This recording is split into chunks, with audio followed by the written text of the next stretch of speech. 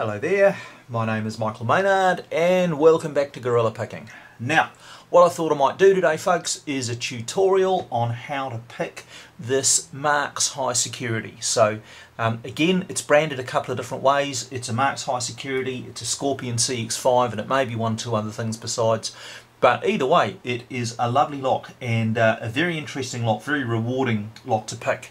So the first thing we need to talk about really is why it's a little bit more difficult than a standard lock, and there's a couple of reasons for that. Number one, it has a sidebar, so as well as conventional locking elements, it has a 5-pin sidebar down the side there.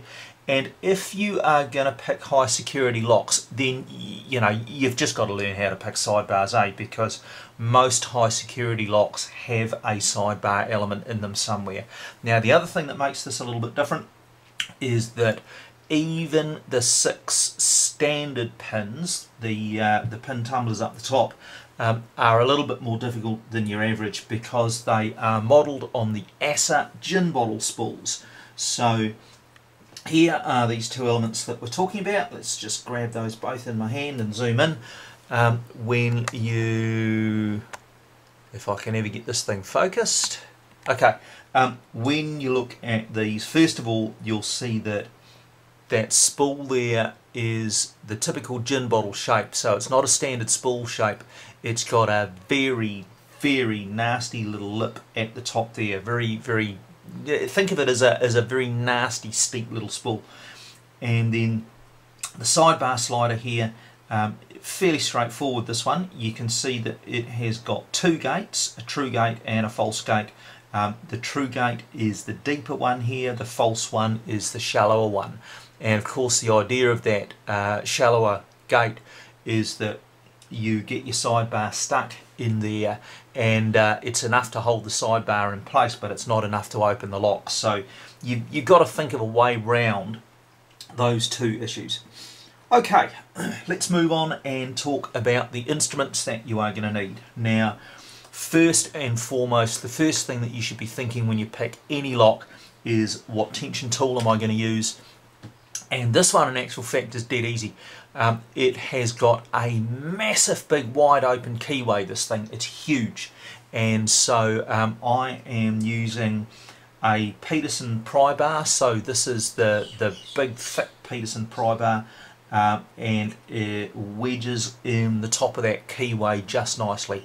So the golden rule for both the picks and the tension tools, in fact, is that you should use the thickest picks and tension tools you can for any given situation, because they will give you the best feedback. So I'm using top of the keyway tension because that's the way I almost always pick, and this thing here is absolutely dead rigid, and I should measure it actually. Just let me grab my calipers.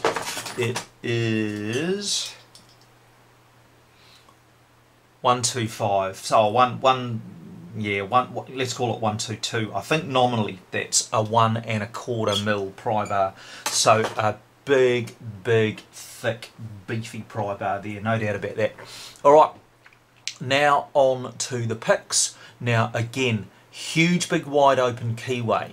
So that keyway is absolutely begging for a Peterson pick. Now it has to be said that using something like my favourite Tron here to pick the standard pins would just be like throwing a hot dog up a hallway. There's just no way it's going to work. So in a big wide open American lock, you want a big wide open American pick, and I'd like you to think of Peterson picks like a big old American truck. You know, they are huge, big, thick, solid things, and they are designed for wide open spaces like this keyway. Now, of course, if you are picking a European lock with a much narrower keyway, then the Peterson thing's no use to you, okay? You don't drive a huge big truck like a sports car. So if you're picking a Euro lock with a much tighter keyway, of course you're going to use something like the Tron or something even skinnier than that. But in here, the Petersons are the way to go. Now, I initially tried a number 4 hook in 25 thousandths. 25 thousandths gave me the feedback that I needed, but the hook just wasn't steep enough, so I wound up using the number 5 in 18 thousandths. So you can see that this is much steeper here, and that gave me the leverage to get up into that big tall keyway, and I had to compromise just a little bit on the feedback that I got. So the feedback from the 18 thousandths isn't as good as the 25, but as far as I know, Peterson don't make a 25 thou number 5. I wish they did, actually.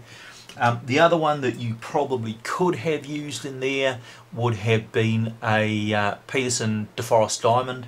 I personally don't like that pick, and I don't have one of those, but because they're quite fragile, right? They bend at the big joint. But in this lock, that would have probably worked quite well. So big thick pick to take care of the top pins. Now for the sidebar, slightly different story, but same principle. So again, you want the biggest, thickest pick that you can get in there, and my standard sidebar picking pick is this thing here. This is a Peterson half diamond in 25 thousandths. You can see it has been heavily modified over the years. I've chopped bits off that, and I've ground bits down here, and I've narrowed this, and I've done all kinds of queer things to it. So I would have preferred to have used that, but in actual fact I couldn't get that into the keyway. The keyway just isn't quite wide enough to allow this thing in.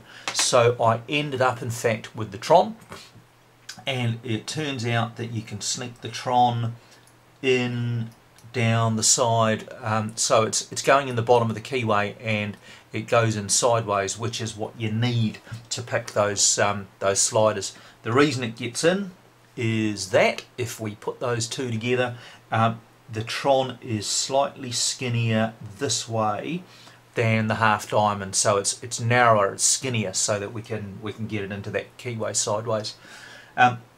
The key thing that you're looking for really when you're picking a sidebar, you need to be able to get onto each of the sidebar elements. So you need to get into all of the sliders without knocking any of the others. So when you're getting right down the back of the lock, you want to be able to manipulate the sidebar slider at the very back with the tip of the pick, but not whack into the other ones with the shaft. Which is why this one has been ground down so thin. So I've taken, I don't know, quite a few thou off of that so that I don't bang into other sliders. It just so happens that the Tron, absolutely bog standard, gets in there and does the job nicely. Okay, so that is the tools that we use. Let's now talk about how we actually pick these top pins. Now, the first thing that I should mention about that is that if you are lucky, your lock will pick first of all the standard pins, then the sidebar pins, and then open. Now if you are unlucky, you will have a lock that wants the sidebar sliders picked first. I don't like doing that. I find it very hard to do. And if you are incredibly unlucky, you'll get a lock where you actually get a mixture, and that is just a nightmare. So you have to pick some of the standard pins, then you run out of binders, so you have to pick some sliders, then you have to go back to the standard pins again, then you finish off the sliders again or whatever. They are an absolute ocean-going nightmare. Now with this one, very happily, if you tension this one up clockwise, then the conventional pins bind first, you pick all of those, and then the sidebar binds, and then you pick that, which makes it really quite easy. So talking about how to pick the standard pins then, the trick with the gin bottles is that you need to pick them to a false set before you can do much else. Now when I say you pick them to a false set, what that actually means is that you need to get all 6 of these little beasts either so that they are at the shear line at the top of the pin, so that the pin is picked in its entirety, or the shear line is in the little grooves here of the spool.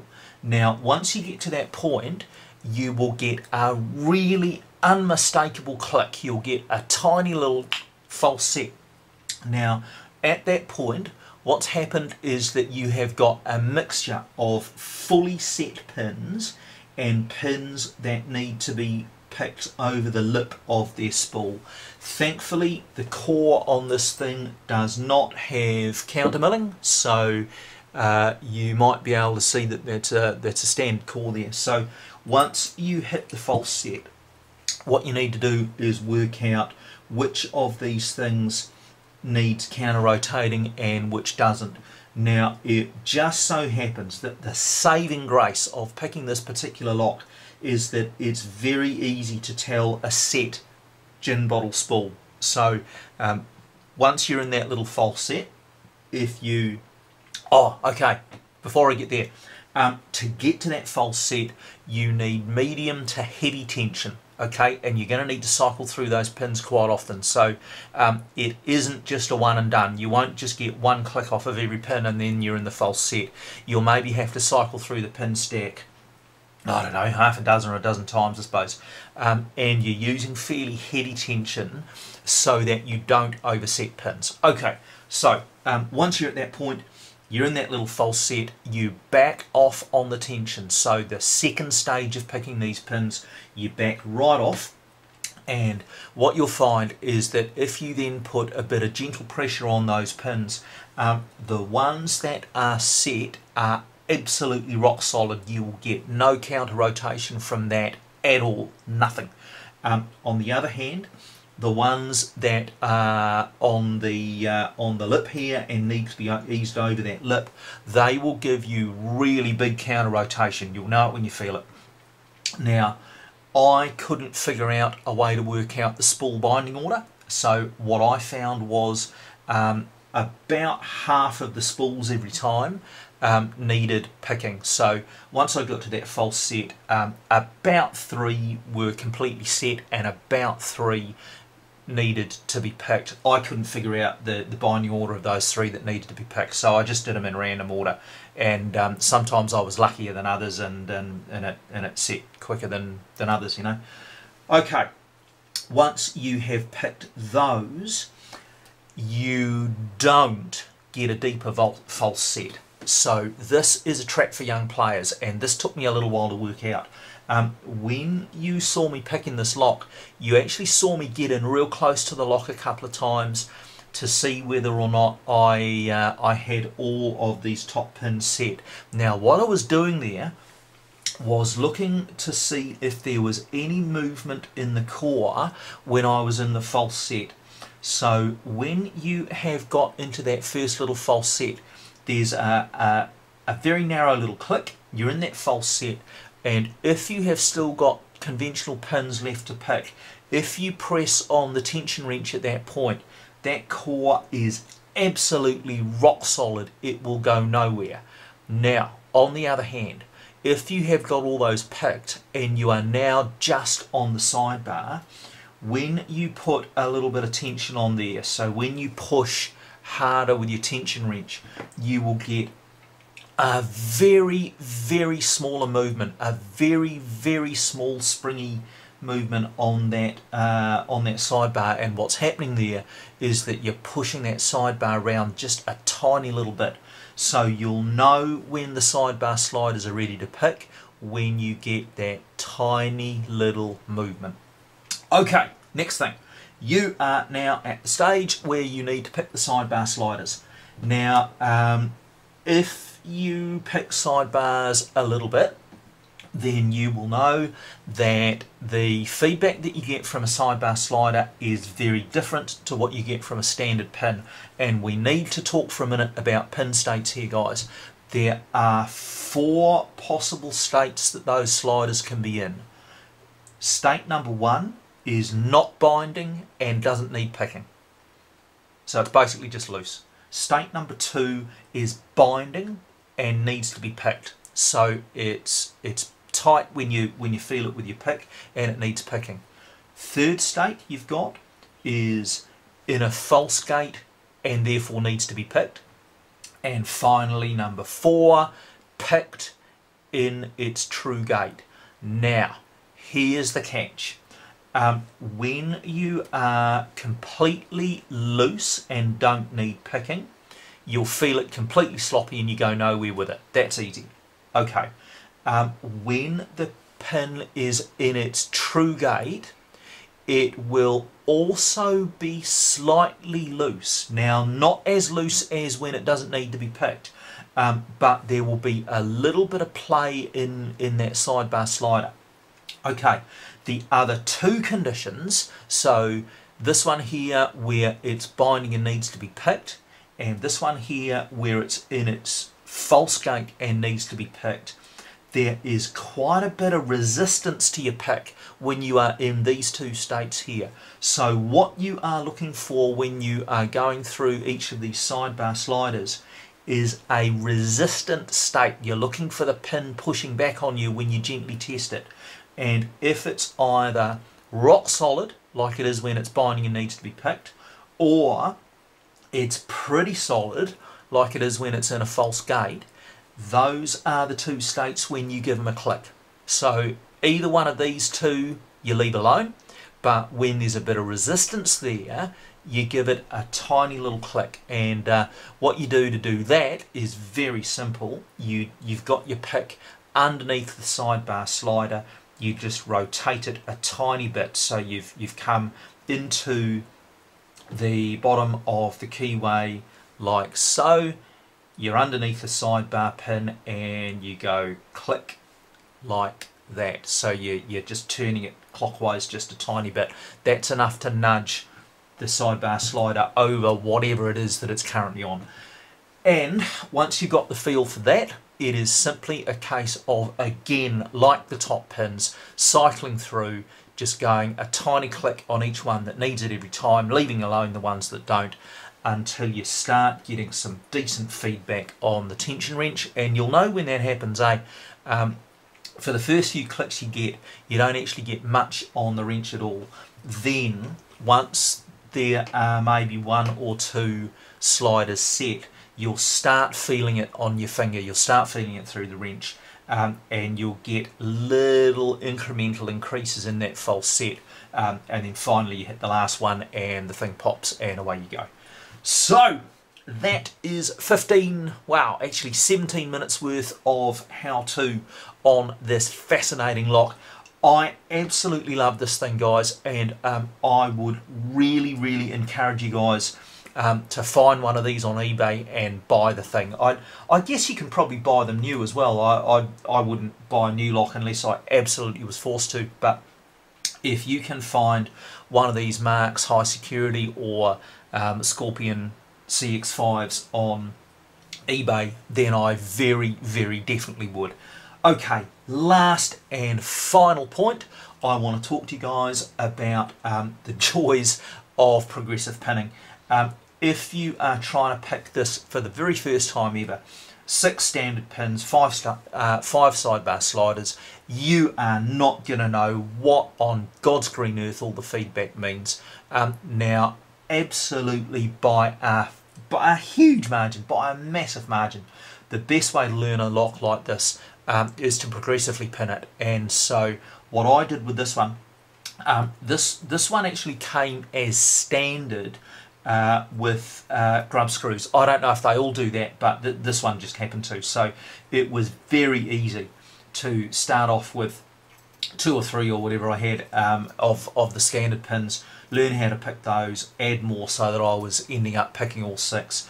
And then what I did was got rid of all those again and started on the sidebar sliders to get a feel for those. So started with 2 or 3 or whatever it was of those, and built that up. So by far the best way to learn a lock is, or learn a new technique, actually is probably the best way to put it, is progressive pinning. So there you go, folks. I really hope that this has been useful to you.